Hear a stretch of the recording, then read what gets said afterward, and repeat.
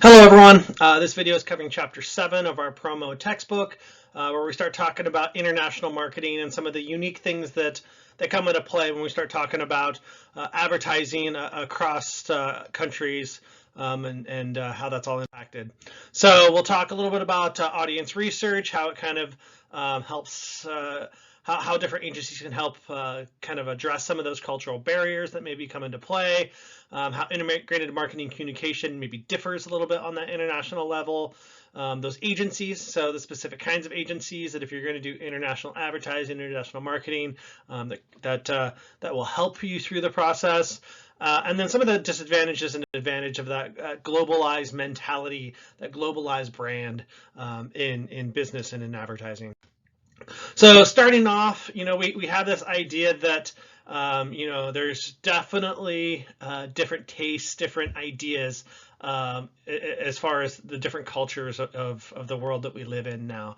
We do live in a globalistic economy, though, so those barriers have shrunk, and we at least have some sort of identity of what those are now.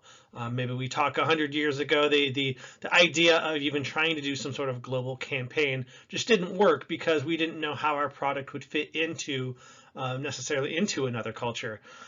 One of the, I guess, negatives that have come along with this too is the kind of the Americanization of world economies a lot through pop culture. A lot of that's driven by just the mass media, the television that we produce here that's kind of shipped off through the world that kind of installs some of those ideals, which kind of leads into our biases.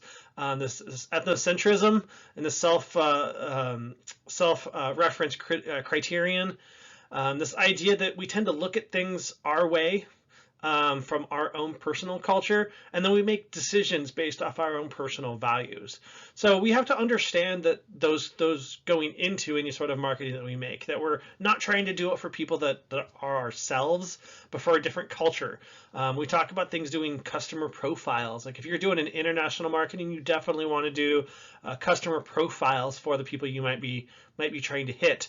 Trying to understand who they are, where they live, what economic conditions are they in, demographics that they may be in. And this may be like silly things like we'll actually talk here in a little bit about just like height and weight kind of characteristics that we tend to be taller and fatter here in the US than a lot of other countries. So how does that play into maybe what you are?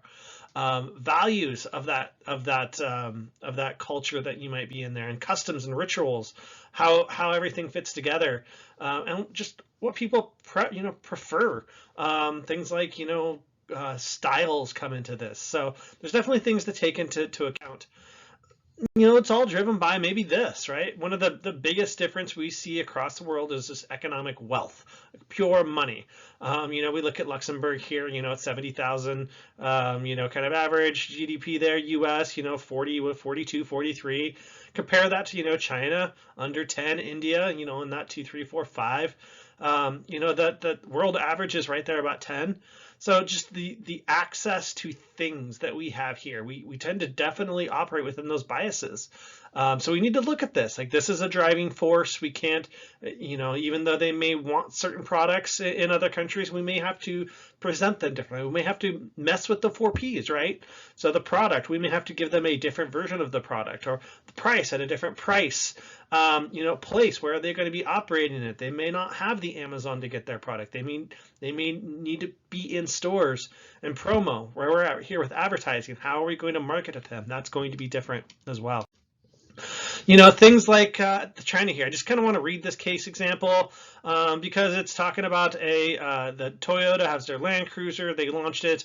A print campaign showed the Prado driving the past 2 large lions, which were bowing to Prado, signifying the respect the vehicle should command. Chinese customers saw it differently, though. The name Prado came translated into Chinese as Badu, meaning rule by force or overbearing.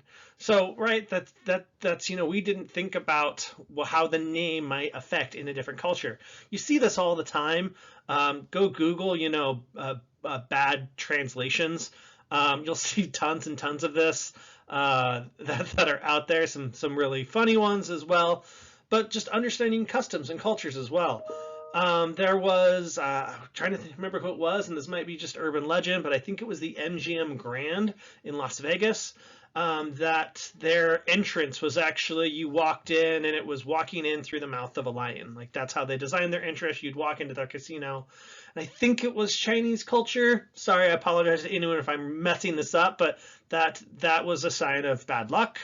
And that's not, you don't want bad luck when you're walking into a gambling establishment. So they built this thing, and they actually had to create another entrance for other, for people of that culture to go in as well, that didn't, have that significance to them. So understanding who you're trying to market to can be an important part. So there are definitely challenges. So the book kind of brings up 3 here. So the first is, the differences in experience and meanings that what things can be. So just because we think of something as part of our pop culture, as part of what we do, doesn't mean that's how it's going to be seen all over. And I'm going to show you an example here in a slide or two, talking about Sears and the idea of a prom dress. The idea of just pure media availability, pure marketing promotion availability out there. This is one of those things, especially in the last 5, 10, 15 years, with the cell phones becoming more and more popular, that people are having more and more access. But yet again, there are still countries that limit, how people can get the media and what media they can get. So definitely can change over cultures. And then regulations. How is that country, how is that culture going to regulate the media that you put out there? Some are going to be very loose in what they let you put out there and what they let you say. Some are going to be a lot more strict. So those things are going to be levers you're going to have to pull as an advertiser talking about international marketing. So here's what I was talking about. So I did an ad for Sears, and there's a whole other side subject about Sears and why they're where they're at in their marketing and in their business. But here's what they were doing. I think this ad was for prom dresses, and they ran it in South America. Okay, well, the problem is prom is a very North American, very U.S. based idea. So you're running it to a population that didn't have the need. They didn't need prom dresses because they weren't going to prom. So it was a dead ad on arrival. It's not what they needed. It's so was it effective? No, it didn't hit their target. They didn't understand who they were trying to market to. Another thing that comes up a lot is this idea of health. You hear a lot about, Americans and, large portion sizes and the food that we eat. So there's been a lot of kickback in foreign countries about, McDonald's is kind of a leader in a lot of this because they do a lot of advertising and what they were actually putting out in front of people, the 1,000-calorie hamburgers or whatever it may be.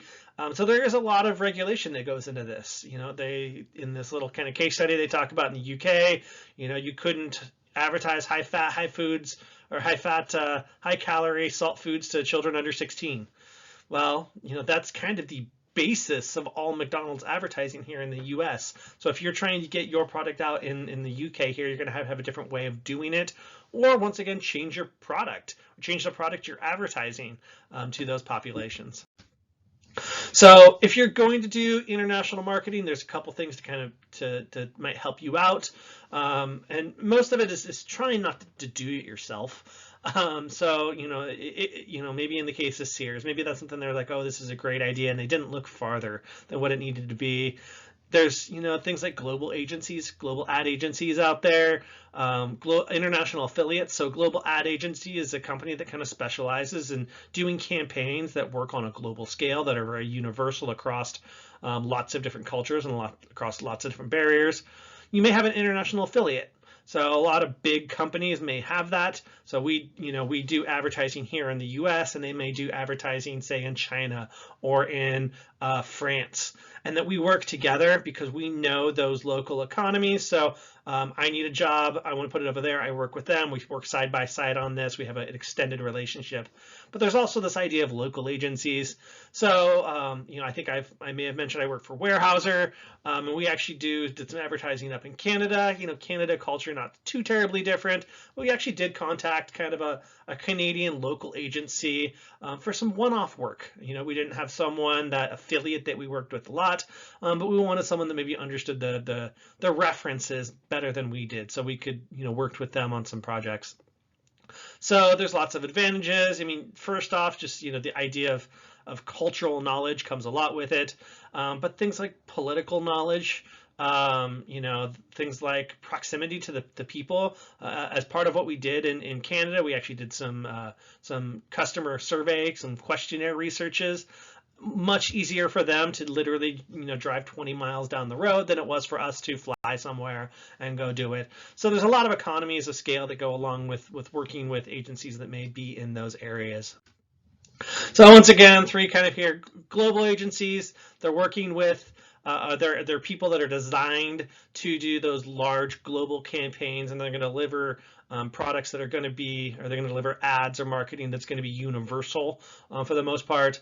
International affiliates, this idea that you're going to have kind of related companies that's going to have specialties in their particular countries, or a local agencies be someone that is there, operates there, and we can go contract with them for kind of shorter term work.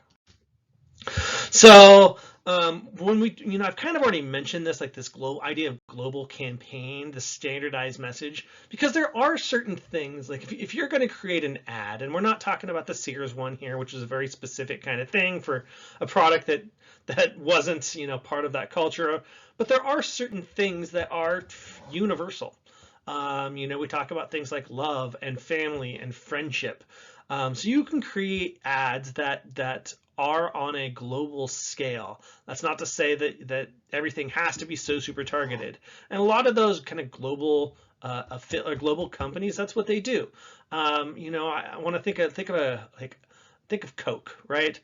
If you look at a lot of Coke's advertising usually is not done for local communities. It's done on these big kind of grand scales.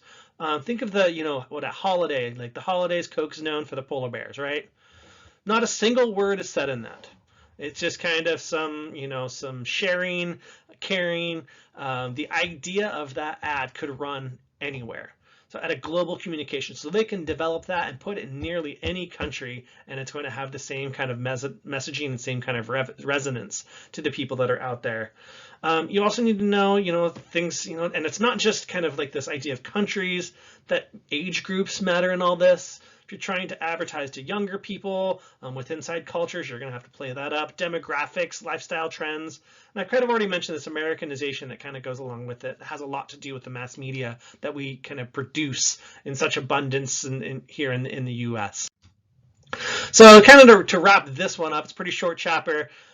Here's an example of just an ad, and it's in Czech, and you can look at this, and you know, you probably don't actually need to know, like, I don't know what the words say. Hopefully it's nothing offensive. I'm going to trust the book when they put it in here, but you kind of, like, you just look at them, you kind of know what's going on, right? You have two phones, two people. You have the three people on your left that are out at a party somewhere. They're calling the person on the right who's still in bed saying, get over here, right?